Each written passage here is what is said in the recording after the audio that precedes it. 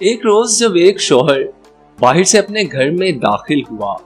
تو دیکھتا ہے کہ اس کی بیوی زاروں قطار رو رہی ہے۔ رونے کا جب سبب دریافت کیا تو بیوی کہنے لگی، ہمارے گھر کے پیڑ پر بیٹھنے والے پرندے بسا اوقات مجھے بلا شرعی حجاب اور بغیر پردے کے دیکھتے ہیں، تو مجھے ڈر لگتا ہے کہ کہیں اس میں اللہ کی ناراضگی اور گناہ کا ارتکاب نہ ہوتا ہو، جس کا اگر مجھے ایک دن اللہ کے سامنے حساب دینا پڑ گیا تو میں کیا جواب دوں گی؟ بس یہی سوچ کر اور اسی خوف سے میں رو رہی ہوں۔ بظاہر انتہائی نیک اور دینی جذبات سے لبریز بیوی کا یہ جواب سن کر شوہر بہت خوش ہوا اور اس کی اس درجہ پاک دامنی، پاکیزگی اور جذبہ خدا ترسی کو دیکھتے ہوئے عالم بے خودی میں فوراً اس کا ماتھا چوما اور اسی وقت کلہاڑی لے کر گھر کے پیڑ کو کاٹ کر باہر پھینک دیا۔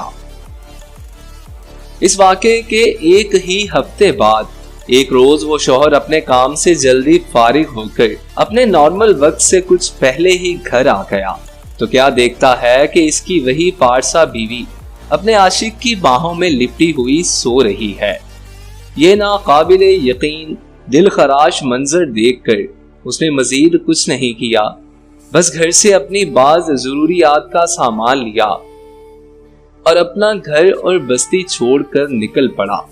چلتے چلتے ایک دوسرے شہر تک پہنچ گیا جو بادشاہ وقت کا اپنا شہر تھا۔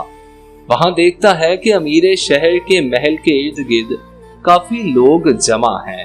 یہ منظر دیکھ کر جب اس نے اس بھیڑ کا سبب پوچھا تو لوگوں نے بتایا کہ بادشاہ سلامت کی تجوری چوری ہو گئی ہے۔ اسی دوران اس بھیڑ سے ایک شخص کا گزر ہوا جو پورے پیر کی بجائے صرف اپنی انگلیوں کے اعتراف کے بل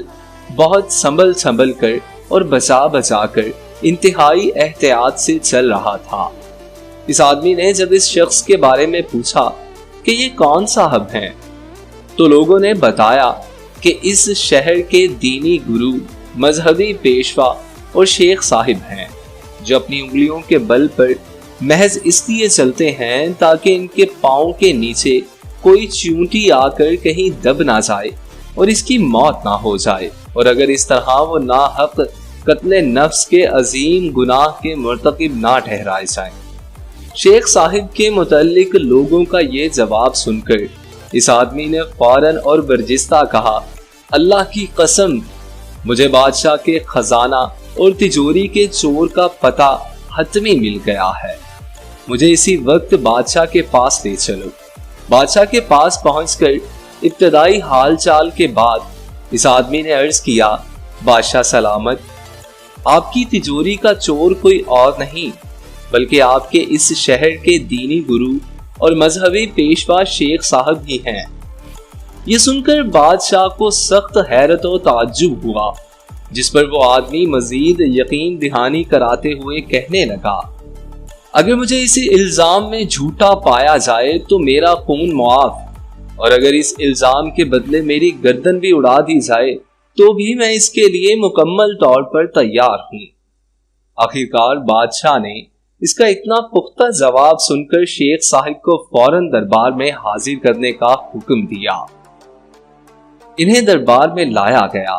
پوچھ تاچھ اور تحقیق کے بعد آخرکار شیخ صاحب نے اپنا جرم قبول اور تجوری چوری کا اعتراف کر ہی لیا۔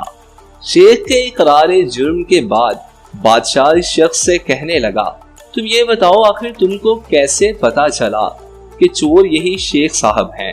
جبکہ وہ اپنی بظاہری شکل و صورت اور وضاحت سے انتہائی نیک، صالح اور پارسا دکھتے ہیں؟ بادشاہ کے اس سوال کا جو قیمتی جواب اس آدمی نے اپنے سابقہ تجربات کی روشنی میں دیا، وہ جواب یہ تھا کہ جب بھی اظہار پارسائی میں مبالغہ آرائی ہو رہی ہو اور جہاں بھی نیکی اور فضائل کے بیان میں حد سے زیادہ دکھاوا نظر آئے تو آپ فوراً سمجھ لیں کہ وہاں ضرور کسی بڑے جرم اور گناہ کو چھپانے کی کوشش ہو رہی ہے۔ سچ ہے کہ صرف لباس پارسائی سے شرافت آ نہیں سکتی، شرافت نفس میں ہوگی تو انسان پارسا ہوگا۔ کردار کو کپڑوں میں چھپا رکھا ہے تو نے، کپڑوں کی طرح تو تیرا کردار نہیں۔ اللہ رب العزت ہم سب کو ظاہر کے ساتھ ساتھ اپنے باطن کو بھی سنوارنے کی نیک توفیق نیز ہمیشہ سچی وارسائی اور حقیقی تقوی نصیب فرمائے، آمین یا رب العالمین۔ تو دوستو، کیسی لگی آپ کو ہماری آج کی یہ ویڈیو؟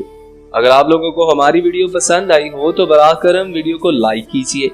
ہمارے channel Urdu info T V کو سبسکرائب کر کے ساتھ لگے بیل آئیکن کو پریس کر دیجیے تاکہ اس قسم کی ہر نئی آنے والی ویڈیو بر وقت آپ تک پہنچ سکے۔ اللہ نگہبان۔